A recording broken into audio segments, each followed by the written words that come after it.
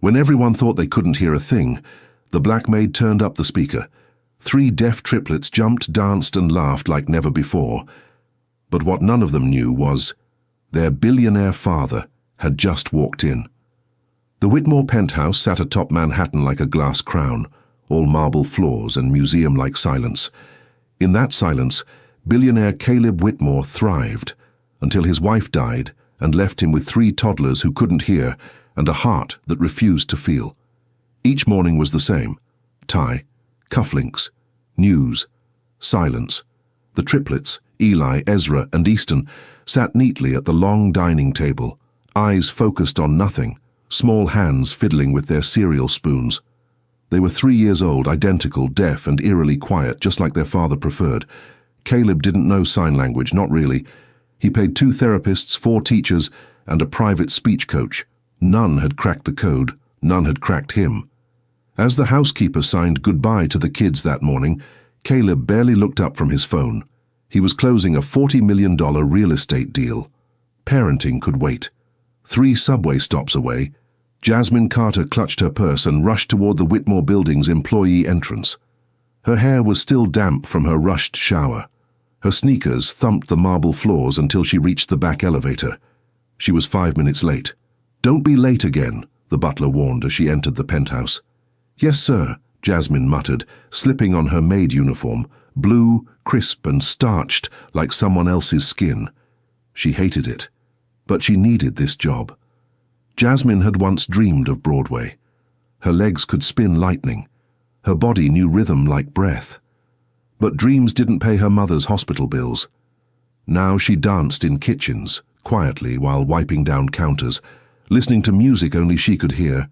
She had no idea that today, someone else would be listening. She found the boys sitting in the playroom, each in their little plastic chair. Blank expressions, no toys out, no mess, no music. They sat like little shadows in their father's palace. Jasmine signed clumsily, "Good morning." Eli blinked. Ezra looked down. Easton didn't respond at all. She sighed. "Okay," she whispered. "You want quiet? Fine, but you're not statues." She went to the kitchen and returned with a Bluetooth speaker. Her fingers hovered over the phone. Then she remembered the vibration setting. Low, deep bass. It wasn't the sound that mattered. It was the feeling. She pressed play. A low pulse rippled through the speaker, vibrating the floor. The triplets looked up. Then Jasmine danced. She didn't speak. She didn't sign. She just let her body move. Hip, shoulder, smile, spin. And one by one, Eli stood, then Ezra, then Easton. Their little feet mimicked her steps, uncertain but joyful. Their giggles were silent, but their faces lit up like someone had finally turned the world on. They jumped, they spun, they felt the music. Jasmine clapped, laughed, moved with them. She climbed up onto the marble counter. The triplets followed. They danced like no one was watching, because no one was supposed to be. The front door opened. Caleb stepped in, phone still pressed to his ear. He held a teddy bear in one hand, his briefcase in the other. His assistant was ranting about stocks, but Caleb's feet froze. The bass pulsed through the marble floor. And then he looked up. There they were, his deaf sons, on the kitchen counter, dancing, laughing. And the maid, arms raised, eyes wide, in the middle of the chaos. His briefcase dropped. The call went silent. Caleb couldn't speak. The music wasn't loud, no lyrics, no melody. But the bass vibrated through the tile like a heartbeat. And the counter, his imported Italian marble kitchen counter, was currently a stage for 3 giggling, bouncing, barefoot children. His children. And the maid, spinning, hair flying, laughter silent but alive. For a second, it didn't feel like his home. It felt like someone else's life. Caleb stepped forward, eyes locked on the scene. The triplets froze, mid-jump. Ezra almost slipped, and Jasmine caught him just in time, breath catching as she turned toward the man in the suit. Her smile faded instantly.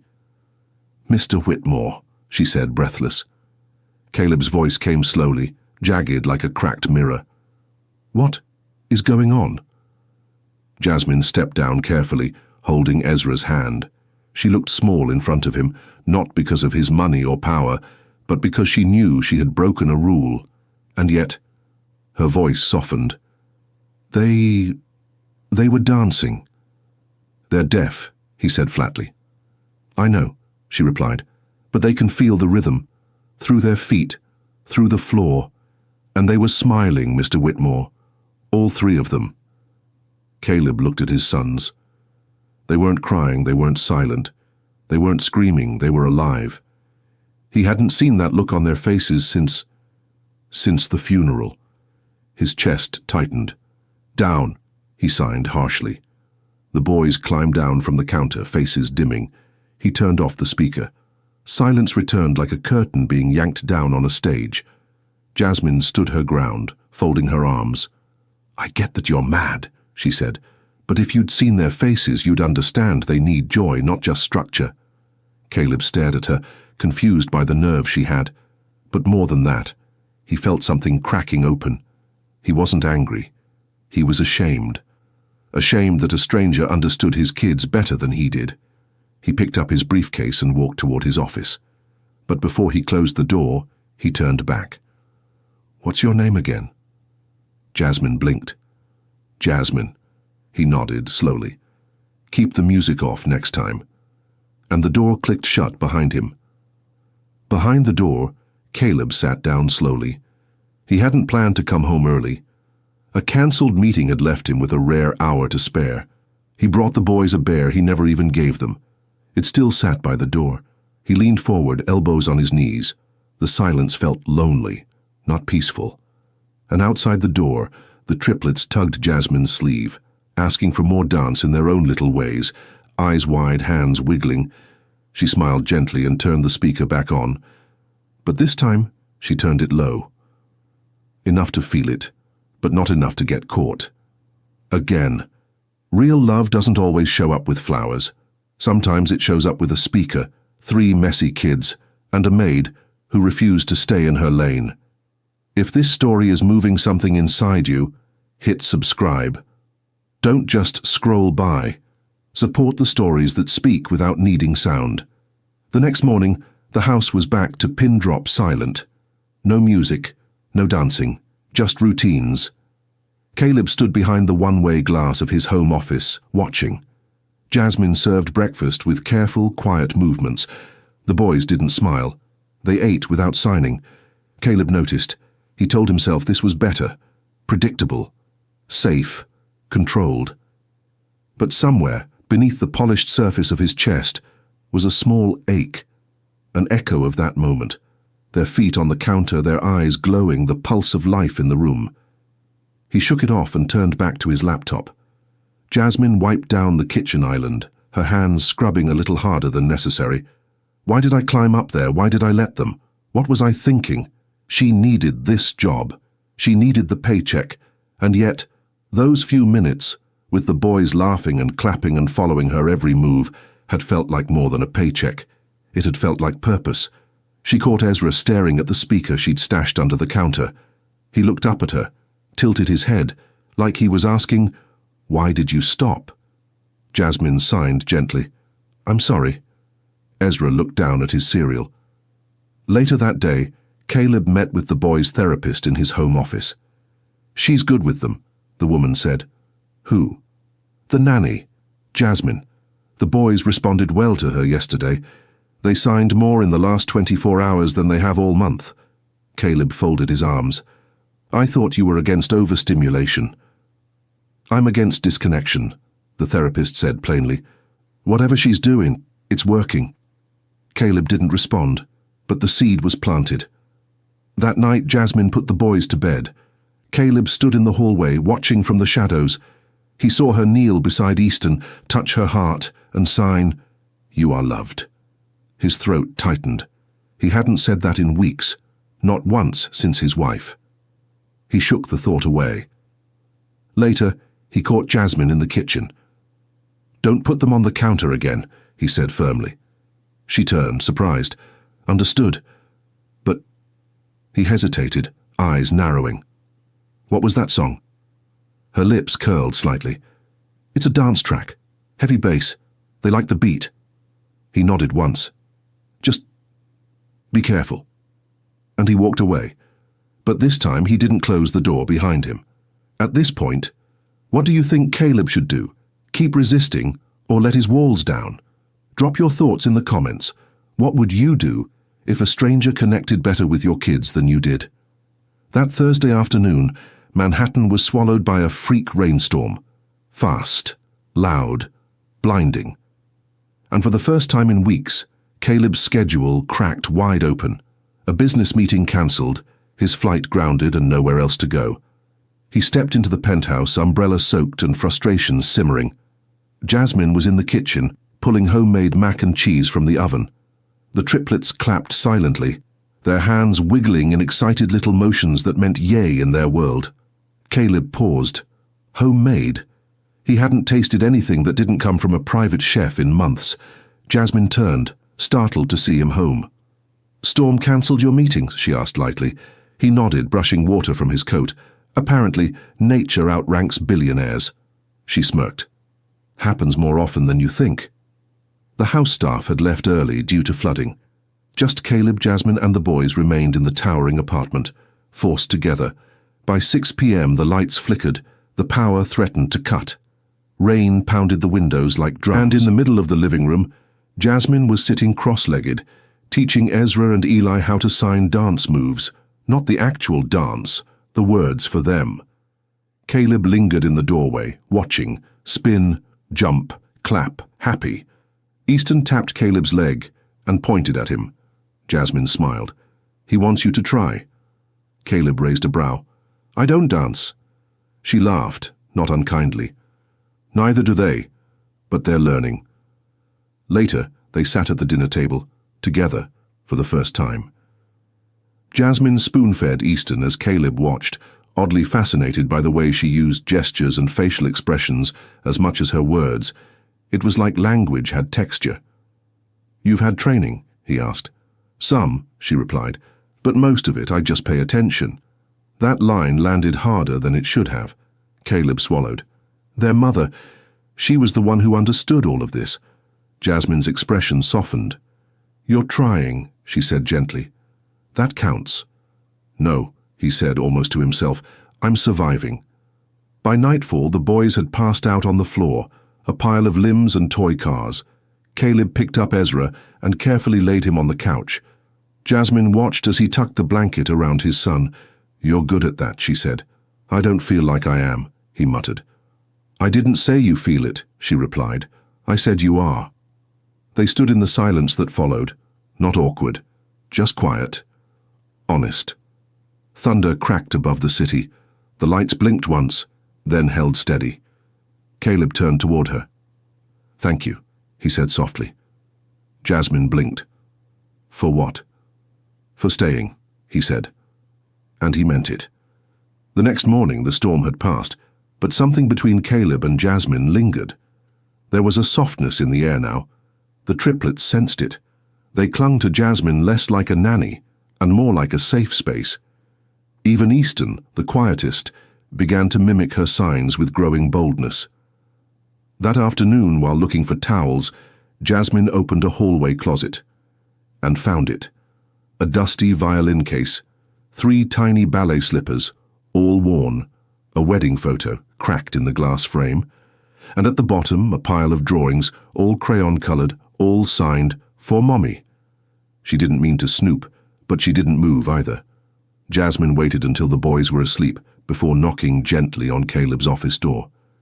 He looked up, surprised. "I didn't mean to," she started. "The closet near the laundry room.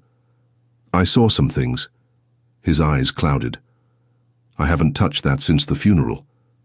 She hesitated, then asked, "Why did you keep them hidden?" He sighed slowly.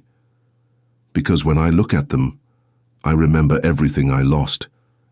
And when I hide them, I only remember the silence." He stepped around the desk. For once, no suit, just sweatpants and a t-shirt. He looked less like a billionaire, more like a man grasping for air.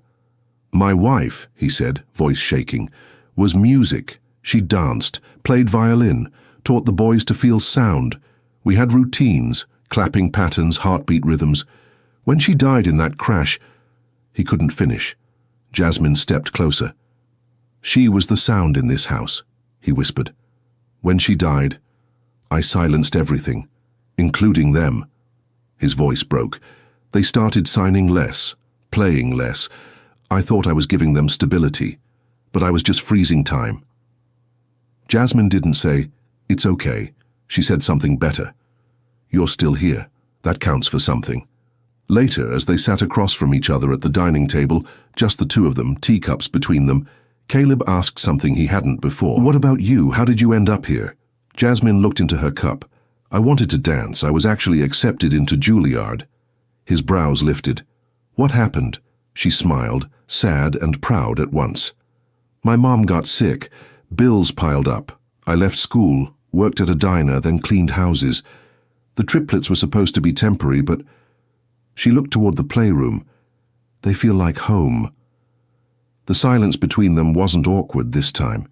It was healing, a shared grief, a quiet respect, a bridge beginning to build. He looked at her differently now, not just the maid, but the woman who reintroduced his children to joy, the woman who stepped into the silence and didn't run. The next morning, something was different. Caleb was up early, no suit, no laptop, just a plain t-shirt and mismatched socks. He walked into the kitchen and paused. The triplets were eating pancakes Jasmine had made from scratch. But what caught his eye was the note on the table, written in crayon. "Dance later." Ezra had drawn it, complete with 3 little stick-figure brothers and a boombox. Caleb smiled, actually smiled, for the first time in days. He nodded and signed clumsily, "Yes." Jasmine caught it from across the room. Their eyes met. No words, just something warm. That afternoon, Jasmine plugged in the speaker. Low volume, strong bass. The triplets clapped. Jasmine started dancing, goofy, bouncy, exaggerated movements. Then Ezra grabbed Caleb's hand, pulled him into the middle of the room. "No way," Caleb chuckled. "I don't—" Easton and Eli joined, tugging on his pant leg. Jasmine grinned. "You're outnumbered." Caleb sighed dramatically and unmoved. He was stiff, awkward, and completely out of rhythm, and the triplets loved it. Their laughter, silent but full-bodied, lit up the entire apartment. Jasmine clapped along, tears pricking her eyes. Not sadness, joy. Later that night the boys were asleep again, faces soft, toy cars scattered across the floor. Jasmine gathered their socks, shoes, and toys. Caleb joined her without being asked. They moved quietly, easily, almost like choreography. When she dropped Ezra's favorite toy, he reached down at the same time. Their hands touched, brief, warm, electric. They both froze. She looked away first, heart thudding. "I should finish up," she whispered. "Yeah," he replied, voice tight. But neither moved for a full 5 seconds. Before she left that night, Caleb opened the coat closet, pulled out the old teddy bear he had never given them. He handed it to Jasmine. "Give this to Easton in the morning. He used to sleep with one just like it." Jasmine took it gently. "You sure?" Caleb nodded. "He deserves something soft." She smiled, heart full. As she walked out, Caleb watched her go, and for the first time the silence in the penthouse didn't feel empty. Safe. Saturday afternoon. The boys were napping. Jasmine was folding laundry on the couch. The doorbell rang, a rare sound in the penthouse. Caleb answered. A sharply dressed white woman stood in the entry, holding a designer purse and wearing a cold, familiar smile. His late wife's sister, Vanessa. "I was in the city," she said smoothly. "Thought I'd check on the boys." Jasmine stood up, smiled politely. "Hi, I'm—" Vanessa blinked at her. "You're the maid?" Jasmine nodded, lips tight. "Nanny." Vanessa turned back to Caleb. "So, this is who's raising your children now?" The air chilled instantly. Jasmine returned to the kitchen. Let them talk, she thought. But she couldn't stop herself from hearing Vanessa's voice drifting down the hallway. "I get it, Caleb. She's pretty. She dances. She keeps the kids distracted, but don't confuse entertainment with parenting, or grief with guilt. Silence. Then Caleb's voice. It's nothing like that. Jasmine froze. Nothing. Like that. That night after Vanessa left, Jasmine avoided him until he finally knocked on the door of the laundry room, where she was organizing blankets. Hey, he said gently. She didn't look up. How was your visit? Caleb sighed. She's always been judgmental. Don't listen to her. She folded a sheet. Hard. You said it's nothing like that. He froze. That wasn't... I didn't mean... She faced him. It is something like that, Caleb. Maybe not love, but it's something. And it's real. He didn't answer. Say it's not, she pushed. Right now. Look at me, and say it's nothing. His silence was louder than any word, and it broke her. I can't stay here, she whispered. Not like this. That night, Jasmine packed a small bag. She wrote a note to the boys in bright crayon colors, each name carefully drawn. You are so loved. Keep dancing. She left it on the table beside the speaker. She didn't say goodbye to Caleb. She couldn't. And when he walked into the living room the next morning to find the speaker off, the note on the table, and the house far too quiet again, he realized what her silence meant. She was gone. And this time, he felt it. The penthouse felt bigger than ever, colder. Caleb walked past the silent speaker, past the crayon note on the counter, past the couch where she used to sit with his boys. Everything looked the same, but nothing felt the same. The triplets had stopped signing again. Ezra wouldn't eat. Easton threw a tantrum for the first time in weeks. Caleb didn't know how to fix it, because this time it was him who broke it. That night Caleb stood outside the laundry closet, the one where Jasmine used to hum while folding blankets, the one she'd disappeared into after Vanessa's visit. He leaned against the doorframe and remembered the night Jasmine touched his hand, the way her eyes held him, the way she believed in him when he couldn't believe in himself. He picked up his phone, typed, deleted, typed again. Finally, he sent a message. You were right. I didn't say anything because I was afraid, of feeling, of needing someone, of you. But it was something, and it still is. He stared at the screen. Message delivered. No response. Across town, Jasmine stared at her cracked phone screen. The message glowed. She sat in her tiny studio apartment, the rain tapping against the window, the speaker tucked away under her bed. She missed the boys, missed the feeling of connection, of rhythm, but most of all, she missed the version of herself that existed in that penthouse, the one who danced like she mattered. She read Caleb's message again. She didn't know what she was supposed to do with a man who only found his words after silence drove her away, but her heart wouldn't stop beating like a drum. The next morning, Caleb got up early. He cleaned the kitchen, made breakfast for the boys, pancakes, burned 2 batches, got syrup on the floor. But when Ezra gave him a thumbs up, Caleb almost teared up. He set the speaker on the counter, pressed play. The bass vibrated through the floor. No one danced, but they felt it. Then he did something he hadn't done since the funeral. He took out the old violin case and left the front door unlocked. The next morning the elevator chimed. Jasmine stepped into the penthouse quietly, fingers trembling, heart pounding. She hadn't replied to the message. She didn't need to. The moment she walked in, she smelled pancakes, heard the low hum of bass pulsing through the floor, saw 3 tiny heads bobbing up and down in the living room. And there, standing behind them, holding a violin completely still, was Caleb. He turned when he saw her. Their eyes locked. He didn't speak. He just placed the violin down and signed slowly, awkwardly, "Please stay." Ezra was the first to run to her. Then Eli, then Easton. They buried themselves in her legs, arms reaching, faces bright. She held them close, eyes full. Caleb walked over. "I don't know how to say this right," he said, voice cracking, "but this house, it was a tomb, until you brought them back to life and me." Jasmine's voice was quiet. "You didn't need to say it right. You just needed to feel it. He chuckled softly. They asked for a dance. She raised a brow. Did you? He smirked. Maybe. She reached for the speaker, turned it up, and danced. This time it wasn't chaos, it was choreography. The boys followed every move, clapping, spinning, stomping. Caleb joined in, stiff but smiling. He didn't care how he looked. He only cared that he felt something again. They weren't just dancing. They were remembering. They were rebuilding. As the last beat dropped, and Jasmine lifted Easton high into the air, he giggled, loud, pure, and unexpected. The sound echoed through the penthouse like a bell. Everyone froze. Caleb's eyes widened. You heard that? Jasmine whispered. Easton nodded, just a little. Later that night, as the kids slept and the apartment glowed in warm amber light, Caleb handed Jasmine a fresh contract. She scanned it, confused. This isn't a nanny contract, she said. It's not, he replied.